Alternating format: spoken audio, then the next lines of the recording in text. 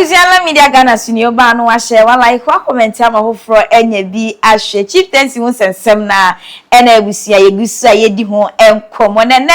edie eye abakosem anase sisia no okokopie mu ewo wotumfo Hiahene na kache dia na chese ebusia ainani abre esanse enibreba eno mo hye ombata career tumi nyina ewo mu enno ye gbawram ni nyina mu aha yala media Ghana se dem di ka na se wo Europe na America na wo se diska eri aba Ghana nko ade ebusia send wave money transfer app na betimi aboa se wo send edi egu mobile money wallet so ana bank account so ubetimi eyizi sa app we edi Asante Awusa network bi easy bi azu betimi edi Asante sa so na first transaction no ubenya eye $20 free di yanse obi easy eye promo code JSXM2 JXXM2 use promo code ya o first transaction pe na ubenya eye $20 free Awusa na chese aha na ete ne se no se okokopie mu eye Asante memu na bepie mu Asante memu hanum sei dia eye enkonya anase ahemfo akase pa wa hanum sei no eye miensa sa na meka se ete sa so ananom mova encheme ai miensa na mate se emu odu ewa hanum sei opem so ade no wono enete eye jete sika kokko akonya no so sa so ene ye mampon akonya the silver stew no eso jete akonya ne so yesi wufuro no ma na de to aso awono so de mu odu eye Hiahene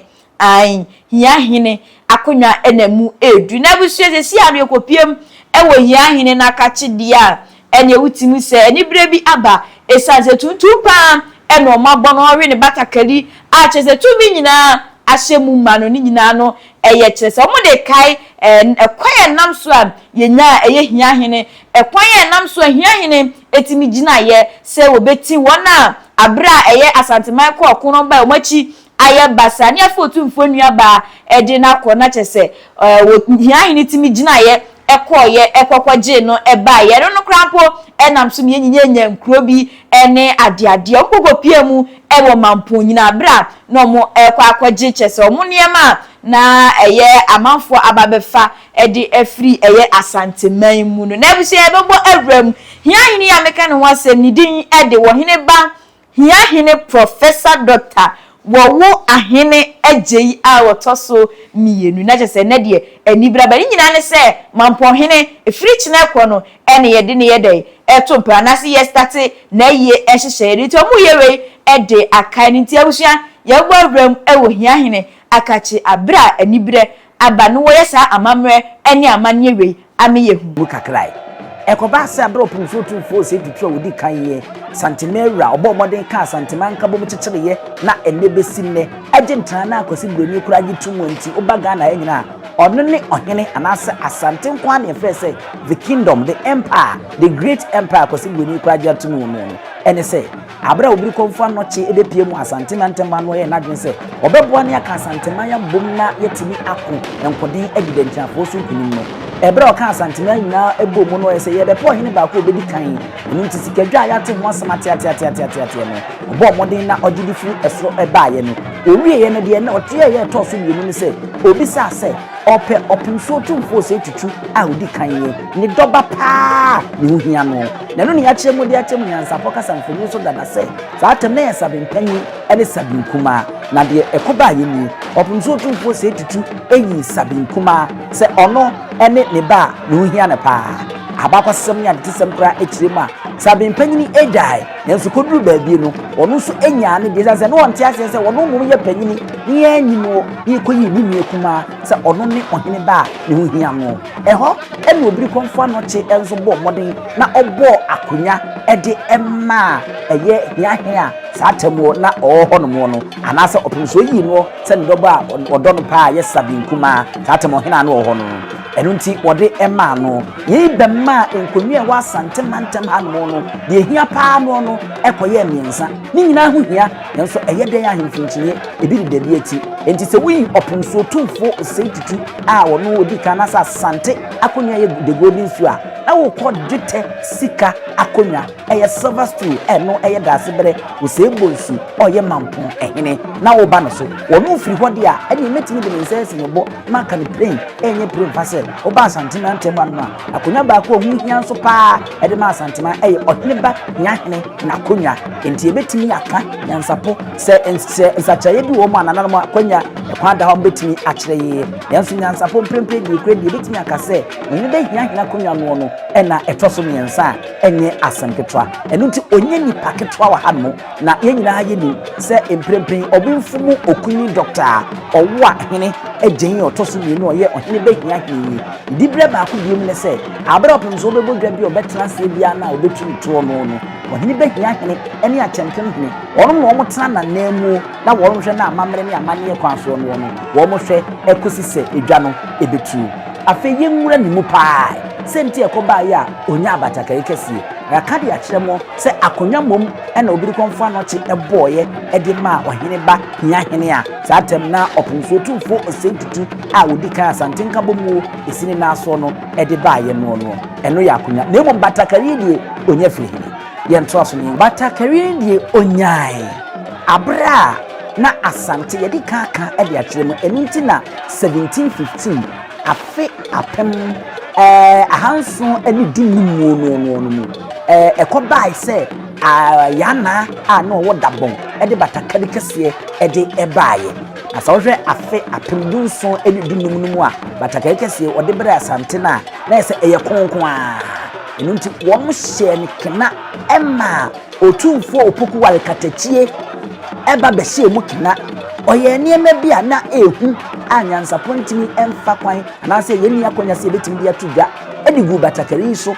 ema emuduro ene ne huhu no ekoso yie pa na kire Asante hene batakari kese enye Hiahene bia no enti fi obesi ne no batakari no enye adeketwa enu nti so be a Asante hene sebia kroto Asante hene bia obeba bia no onche ne basabasa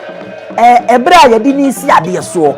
ene ebra ebia brichie aba Asante manye nti obehya na yese enibre ena aba a wo hye sa batakari kese no saa no Oheneba Hiahene batakari so akwakoye ebra enibre aba na de ekoba yeni eko bi bai ana Asante ekokonti Asante ekoya ma wonu nti nyina no obi ani wa wo hwa ahemfie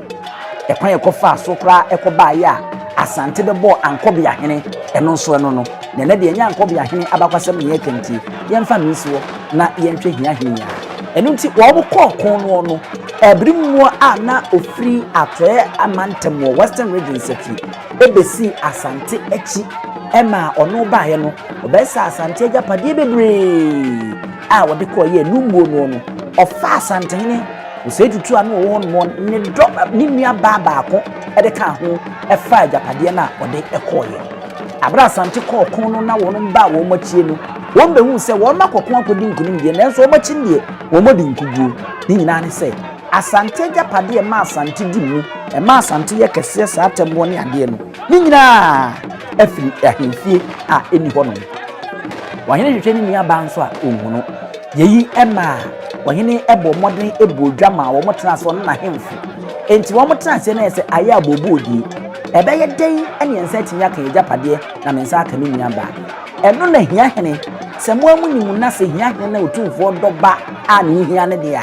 ene ne nese ye mfato anke be kasa ahenkan a wo ahemfie ne kire Ohene eba panni pa se bi ekoto oda Ohene akoma so a ye be kasa oye heir to the throne bi anko Ohene ni ho a wonu utimi edi ade se di binom eka no enu nti saa nkrofo no anasa saa nipa no ya na wo mutimu yi wo de pa wo mta mrew a wo mpe wo ho asemo eni ade abrebia wo mo nhyɛ danka wo nso nkwa enko enipem Oheneba Hiahene ena ote apaka mu wu nanso no abra Ohene bu odwa na enibra ba no wo mu ya ne sɛ Hiahene asɔre tintintintin obegine dwa no ma meko lese akwaye se abra gori atesɔre ye Philistine fo sɔre ye na wo mu ti a Israel fo na wo hen faro ne domo anase wo mu ntimi enkuku yi no mu hu ya ene se asokɔ no makora friend se David aba na wakoka kyerɛ Ohene se me metimi akona makoku Goliath na ya wonwasem ebi na siye e wa Asante mantema abro hene be Hiahene be gina dwom ka se ono ebedi sanenim na se Asahene nenim na odo wo makọ Asante japade e di abre Asante man yeyi ma koye nwanwa e ma munu asembisa na ade na obetimi obetimi ampa Hiahene etisimu a we na dwese obeti abrimuo na wakọje Asante ejapade ene Asante hini enuaba yeni nuam ode no aba bra wo monam na wo no kọ na ana wo no kọto se amena bi da ho ye fe ne nku mamponku nku no eda ho na kun mu ena wo mu ko hu se de kọto krachi bi dam a wo nwuye na wo tia kakra enu nti wo mbọ modin eyi no saa no ya abrimuo asrafo a wo no mu ko ni bi na no ya mre na abrimuo mu kan ne to amena no se owu no mu nko ena ade a Asante man na nanom beye wanwu ema ho be Hiahene mu ekopie so omuyi no ema wo mbisa no ema wo kire na se kire se abrimuo ha ya no faaye enu nti mu nti no eho na Hiahene ebo modin ma wo mu ano no mu ko ni bi etena nku na no se won twen eso we de kunya so ena mechechire me kuru eno no ena ekunya kunsu nti kuro kunsu no de enya de free no wo boko bo mani ma bro muguso a won no kokko na no no ekodu baabi na wo mu di akire bi no no na sebe wo mu baabi a won mo enam ene ade a yi enam saaye no so emma won mu ti wo mu koye no afi wo mu se saa wo mu no mu kosa no Hiahene no mu kosa ne ebi ba kotere nsuo bi ho a chese enka wo mu yi bie na won mo etoto won no say na mo obi ani bra ba ye ko no mabetra no ma enka ena mo wie ho no ene nka awie a ye ba benya ya akiri yi ebi nso bepe be bi tena ya eno nya ho asem ne be ka Asantehene eyire pa ai kunya nka awie kuma no eno nso eno no ewo ho no mo eno nti yeguso a ye di ntiri mu no ye de mamwa na yato aso akọ yenim eti sɛdeɛ arefo manu gusu America na ema okokoji Asante japade ni nyina ema otiba na enu akire no kransa na yesa beka nze wotinya yiwi ene na Asante nua ba ka ho awu nua ba ka ho enu so osa to aso ekọ saa kun ema Hiahene ekoye anwode ekofa Asante ni enua ba edini firi ebrimu nsem edini ba ekoye anwasem yi ema na chese ni dibere no a echese Asantehene doba pa ni hu ehia no no na ni na yesa wahyem kina a wama no aboroso a enwanwa yi pa yi ema de ani gie ebai ema obia ema na mo ema na pia enu nti se wote Ohene ba Hiahene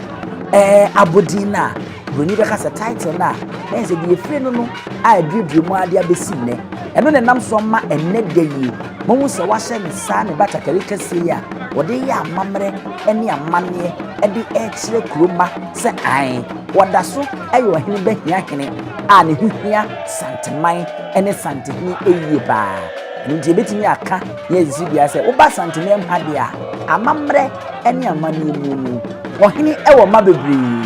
nyanso de enu hia no pa ene hia ehene ebrebe de ye wodi Hiahene akonya yi eye Ohene ba Hiahene obemfu okunu oya asafo owo ahene ejin a wotoso ni ndi sa wodi ko English to ka sem dia na ese eye Ohene ba Hiahene Professor Dr. owo ahene ejin the second wono eneti apakensis na chese ebusua we ya mamra ne amane ayenye fe Asante memu de otimi ya mamra ne amane no dance ankasa efri eye ada wefuo biam so atiase na chese ne ekoso eno no ebusua nyame adoma na chese kina na Mamponghene so na eye no enhyehye ne eto na ebusua eye Hiahene abakosem kakra uti yeyi no na chese meso de mtiese Hiahene no wono ene eye achempem hene ena so tufuo bodwa bi no tia ne na achi a wo mo enegina mu anase wo mo hwe achire etoto ema bibia etimi ye de eye kama na chese abusua wei ene ne ekoso abra nyambo achina edi kosi ni duada de na chese wopem so epeninua eye Daasebre Osei Bonsu otoso mienu wono enete the silver stew ni so no obepe ne krabre ne de na sa amamre ene amane anananom eye ede ekai anase emi ye hu akosi se ye bepe eye Daasebre Osei Bonsu otoso mienu no ekrabre ebuso share video yi ema fofo enya bi hwe wa like wa comment so ede amame aha ya land media Ghana midin the Achre Broni.